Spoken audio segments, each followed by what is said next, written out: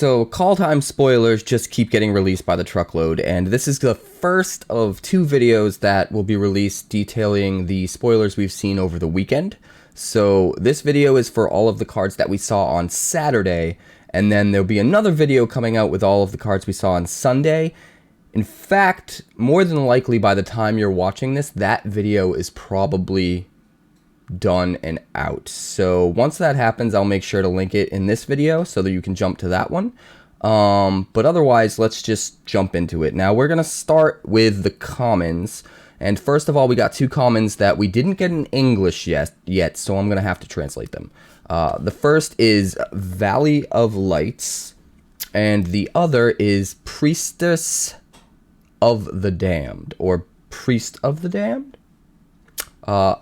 Anyway, Valley of Lights is a snow land. It enters the battlefield tapped. As it enters the battlefield, you choose a color, tap it, add 1 mana of the chosen color. Now, in a lot of ways, this is almost like a pathway for all 5 colors. You have to choose 1 color when it comes into play. The only difference, over this with the pathway is the fact that pathways come into play untapped, and this comes into play tapped. And it kind of balances it out. What's more important about this land is the fact that it is a snow land. So if you're looking to fix your mana and play 3+ colors, in a snow deck, this might be the way to do it. We've already seen the dual lands. We got a dual land of each type, of each color combination in snow. They come into play tapped. But I'm really wondering how much this comes into play tapped handicap really matters for the snow deck. It could end up working a lot like the Gates decks back in the day, where during the Ravnica block, people would play Gates deck all the time, and they would come into play tapped, but you'd have so much upside to make up for it that it kind of didn't matter. And with certain cards being able to search out the snow lands by their land type, such as forest, plains, etc., some of these snow lands are going to be better than I think a lot of people are giving them credit for. And this one really helps to fuel like a 5-color deck in particular. So it's kind of interesting. The other card, Priest of the Damned, is a 2 mana, 1 black and 1 colorless snow creature zombie cleric. It's a 0/4, and it has tap, sacrifice Priest of the Damned. Target creature gets -X/-X until end of turn, where X is the number of snow lands you control. Activate this ability only anytime you could cast a sorcery. Now, this card is kind of good, I think, depending on how deep snow ends up going, no pun intended. I think there's a lot of potential in a card like this. Being able to come down on turn 2, protect against the opponent's aggression in a similar way that Birth of Melodis does right now in Standard. And then later on, when the time is right, when you have 4, 5, 6 snow lands down, being able to sacrifice this guy and take out one of their big threats could be huge. And the fact that it's also a zombie cleric should not go unnoticed. Cleric decks in particular love putting their creatures in the graveyard. I would not be surprised to see some kind of a weird tribal snow deck pop up, and this could be a very crucial card to fill out the curve in that deck. Moving on, we've got Horizonseeker. Now, Horizonseeker is a 3/2 human warrior for 1 green and 2 colorless mana. And it has Boast for 1 green and 1 colorless. Search your library for a basic land card, reveal it, put it into your hand, then shuffle your library. Seems pretty decent. The fact that it's a human warrior, it has relevant creature types, could matter. This is probably a card more meant for limited, but a common like this that can find you repeatable mana fixing and ramp and really just dig these lands out of your deck should not go underappreciated, especially in Limited. I think this card is great. I don't know if it'll do anything in Standard or any other constructed formats, but in Limited, I think this guy's pretty good. We've also got Fearless Pup. Now, this is a 1/1 creature wolf for 1 red mana. It's got First Strike, and it's another boaster. It's got Boast for 1 red and 2 colorless. Fearless Pup gets +2 attack until end of turn. So the First Strike on this makes it pretty awesome. This comes down on turn 1, right? If you have anything that can power it up in later turns, having high power on First Strike is is really powerful in the right decks, and the fact that it can give itself higher power as a first striker, once you have the mana to sink into it in later turns, this could be a really, really good common. I definitely see it being put to good use in limited decks for sure. Moving on, we've got a couple uncommons. Now, we've got Battershield Warrior and Frenzied Raider. So first off, Battershield Warrior is a 2/2 human warrior for 1 white and 2 colorless. It has Boast for 1 white and 1 colorless. Creatures you control get +1/+1 until end of turn. This effect is great. We've seen this used many times. The fact that you have to attack with it to trigger it is kind of a bummer. The fact that you can only trigger it once each turn is kind of a bummer. But you do get to give everything on your team +1/+1, and you don't have to waste a card to do it. So I think this could be pretty usable in just the right limited decks. As far as Frenzied Raider, now this is a 2/2 Demon Berserker for 1 red and 1, and whenever you activate a Boast ability, put a +1/+1 counter on Frenzied Raider. I'm going to say it now. If Boast takes off, this Kai could be crucial. You don't have to pay any mana to get the counters. So he's a 2/2 for 2. He's already a bear and on rate. But every time you activate Boast, he gets a +1/+1 counter. No mana needed. Like, if you have enough Boast in your deck and you're really pushing for that, if that ends up being a viable archetype, then you could see a card like this really, really gain a lot of value as coming down on curve and just swinging as potentially a 3/3 on turn 3, and then getting even bigger in subsequent turns. And if they're killing this, they're not killing the things that you're using to activate Boast. So this could end up being a really, really good card. Definitely, if there's a limited archetype that pushes Boast, this is going to be a core card for that deck. Moving on, we've got Frost Auger. Now this is a 1/2 human wizard for 1 blue. It's also a snow creature, and you may pay 1 snow mana and tap it to look at the top card of your library. If it's a snow card, you may reveal it and put it into your hand. This guy seems like he's going to be kind of nutty in snow decks, right? If you're running enough snow, this is what? Just draw a card, pay 1 tap, draw a card. That seems better than I think most people are giving it credit for. Obviously, you have to build around it. You know, you have to put this in the snow deck to really take advantage of it. But in the snow deck, this card can be bonkers as far as getting you a ton of value over time. And if they have to waste one of their removal spells on taking out one of your 1-drops, that feels pretty good too, because you probably got way better cards in play that they're not able to kill because of it. So I think this guy is pretty crazy, to be honest. We've also got Svella Ice Shaper. Now this is a 2/4 legendary snow creature troll warrior for 1 green, 1 red, and 1 colorless. This is a Gruul creature. You can pay 3 mana, tap it, create a colorless snow artifact token named Icy Manalith with the ability tap, add 1 mana of any color.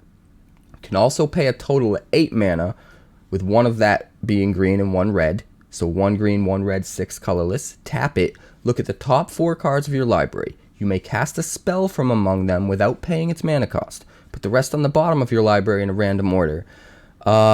This guy seems pretty crazy for an uncommon. He's just barely not good enough to be rare, so I get it.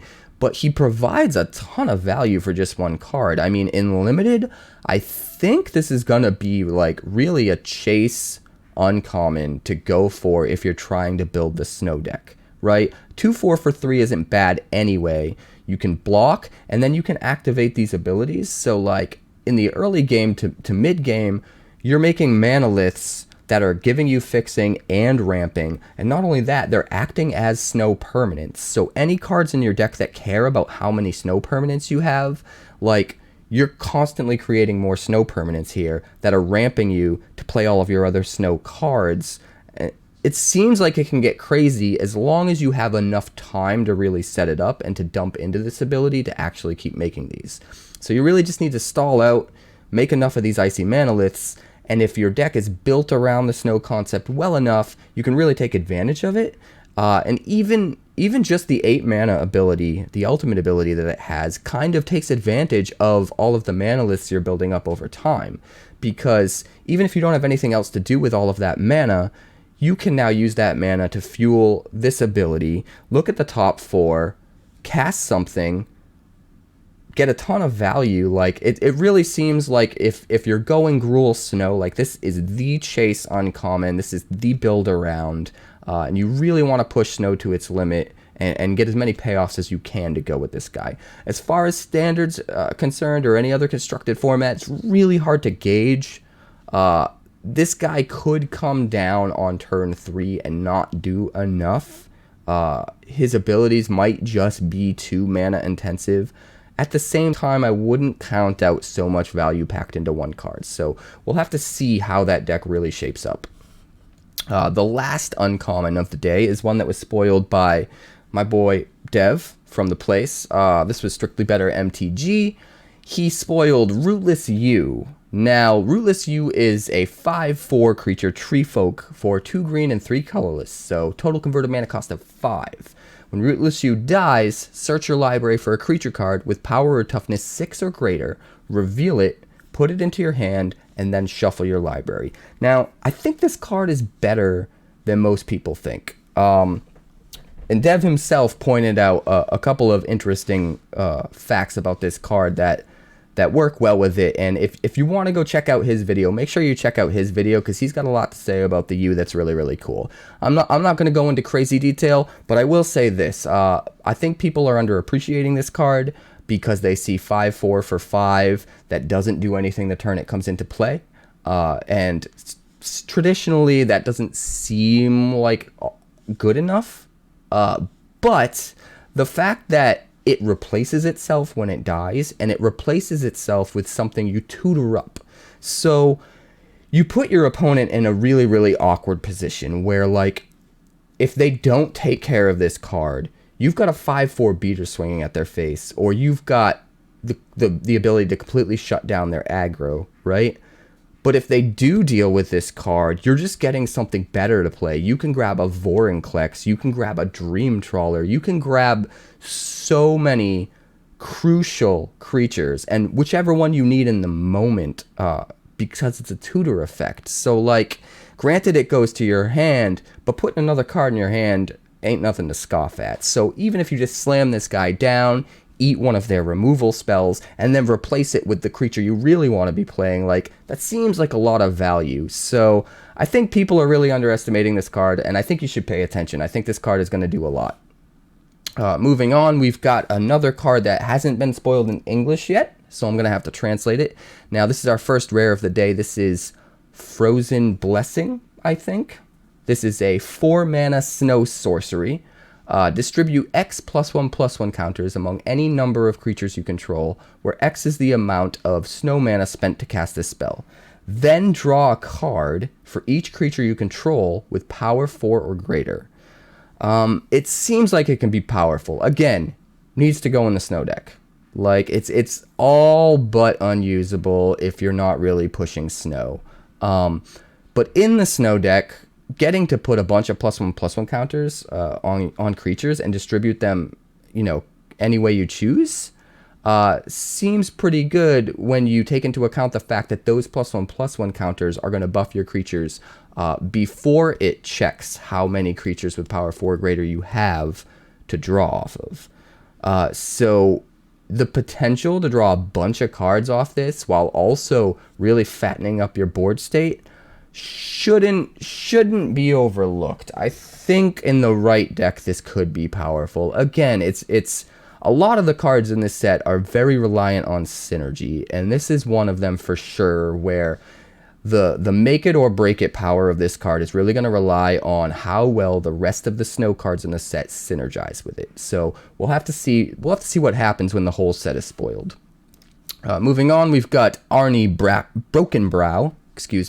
This is a 3/3 legendary creature human berserker for 1 red and 2 colorless. It has haste, boast 1. You may change Arnie Broken Brow's base power to 1 plus the greatest power among other creatures you control until end of turn. This is pretty awesome. One downside is you don't have threat of activation. A lot of times with cards like this, you want to swing in and then have your opponent scared to block it because you might activate it, but you have to choose to activate the boast ability as soon as you attack. So you don't really have that. You have to commit to it. On the other hand, it only costs 1, right?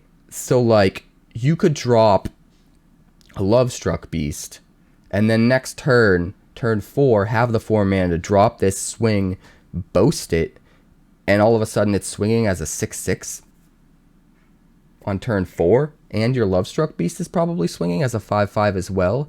Seems like it can be really powerful. Being able to drop a high-powered creature earlier than it should, that might have a downside, but then using a card like Arnie to take that power and make it relevant through his boast ability, seems like it could be something that's abusable in the right deck. Moving on, we've got Cosmos Elixir. Now, this is an artifact. It's 4 colorless mana to play, and at the beginning of your end step, you draw a card if your life total is greater than your starting life total. Otherwise, you gain 2 life. I like this card a lot. It might be too expensive to really see play in Constructed. At the same time, maybe not. Being able to constantly ensure that your life total isn't below 20 seems kind of powerful, and getting to draw extra cards if your life total is more than 20 also seems pretty powerful. Slamming this guy in like the mono white life gain deck seems like it could be kind of nutty as your top end. That deck's one real problem is it tends to run out of gas. You know, it fills up the board pretty well and it protects its board pretty well, but it runs out of gas. So if you have room, and I don't know if you do, this could be the card advantage that that deck needs. It's also worth noting this triggers at the beginning of your end step. You don't have to wait until your upkeep. So it's not a do nothing the turn it comes into play. It doesn't do much, but it is gonna draw you a card if you happen to get above 20 and replace itself, or at least gain you 2 life at the end of the turn. So I don't know, taking that into account, the fact that it triggers at the beginning of the end step, it might find a place in Constructed. It's hard to say, but it'll be interesting to see where this card lands.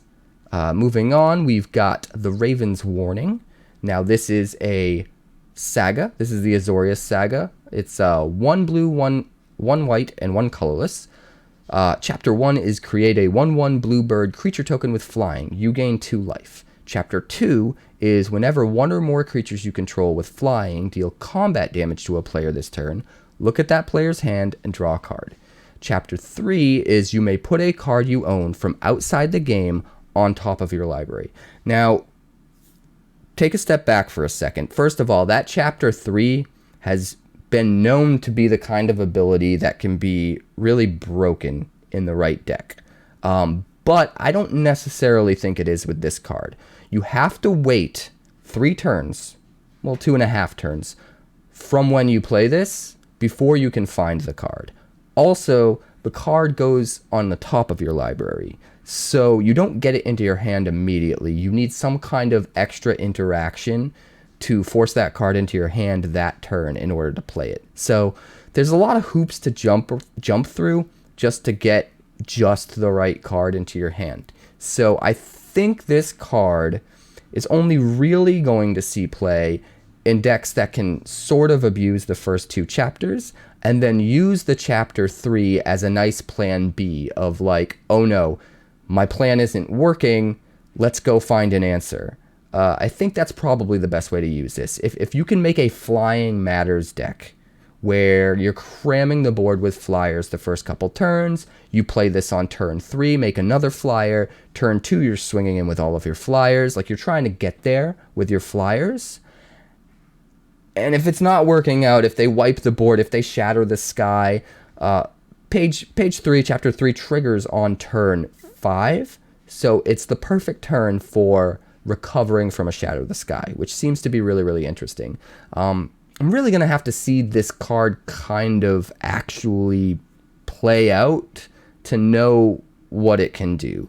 Tutoring up anything is pretty powerful, but having to wait the amount of turns that you do have to wait to get the card kind of brings it down in power. And the first 2 chapters can only really be used in just the right deck. So in the right deck, this could be really, really awesome and do a lot for you, but I don't know. It remains to be seen. We'll see. Moving on, we've got Graven Lore. Now, this is a snow instant for 2 blue and 3 colorless. Scry X, where X is the amount of snow mana spent to cast this spell, then draw 3 cards. So first off, the fact that it's 5 mana makes me think that it's just too expensive. But then I think about the fact that you're digging 8 cards deep, potentially, and drawing 3 cards. The best 3 cards in the top 8, sort of. That seems pretty crazy. I mean, obviously you only get to dig that deep if you're spending all snow. And this card needs to be in a deck that's pushing snow pretty heavily. But in that scenario, this could be a really good late game card that refills your hand. I mean, if you're playing a traditional control deck with a lot of counter spells, you're holding up counter magic or instant speed removal, and you have a turn where there's 5 mana ready to go at the end of their turn and you don't have to do anything with it, throw this baby out, dig down into your deck, find exactly what you need, and at that point, your opponent probably can't come back with that kind of card advantage. So, like, even though it is really expensive, I don't know if it's quite enough bang for your buck for how priced it is. It does a lot as far as your card advantage and also your card selection. So, really powerful ability. Not sure if it's overcosted. It could go either way. We've got a few cards left here. 2 to be precise. So the second to last card of the day is one of my favorites. Now this is Tyrite Sanctum. This is a colorless land. You can tap it to add 1 colorless to your mana pool. You can pay 2 and tap it to give target legendary creature. You can make target legendary creature become a god in addition to their other types, and put a +1/+1 counter on the creature. You can pay 4 mana, tap it, and sacrifice it to put an indestructible counter on target god. Now, obviously the first thing people are going to think of with this is slamming it in a god deck, right? Give all of your gods indestructible, and it can definitely be used in that way, and it seems pretty cool. Another thing you can use this with is just the Legendary Matters deck. Now, it seems like there are a bunch of cards supporting the idea of just pushing legendary, pushing the idea of just filling your deck with all legendary creatures and having cards that interact specifically with legendary permanents. And this card could slot really well into a deck like that.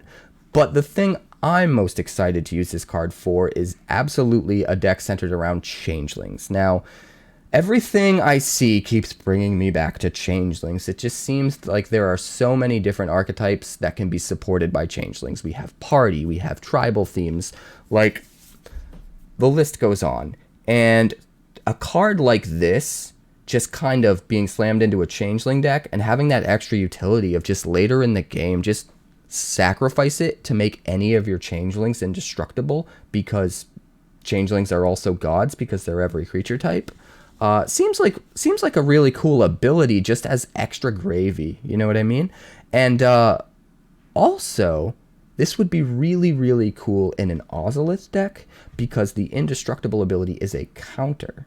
So if they do manage to exile the creature that has the indestructible counter on it so that they do actually get rid of it, that counter would actually go on the Ozolith. And then you could put the indestructible counter on any creature you want when the Ozolith triggers on your next combat step.